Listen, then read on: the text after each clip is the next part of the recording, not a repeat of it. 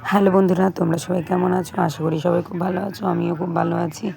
এটা আমি যেহেতু আগের ভিডিওতে বলেছিলাম তোমাদের ব্লগটায় যে এটার আমি আমলকি দিয়ে গাজর দিয়ে সব মিক্স করে একটা এটার জুস করে রেখেছিলাম।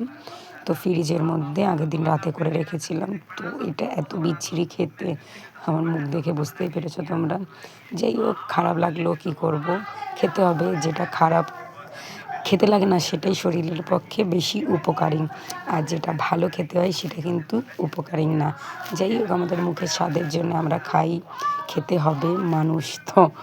যাই হোক, তো দেরি না করে খেয়ে দিয়ে দুপুরে রান্নার জন্য চলে গেলাম।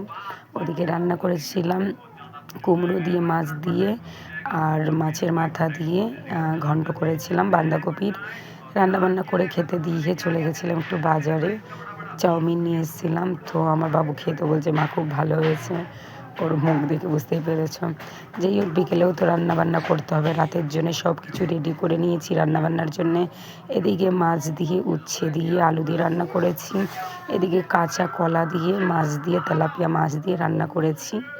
রাতের খাবার দাবারের পরে এসে শুয়ে রয়েছি। বাই বন্ধু।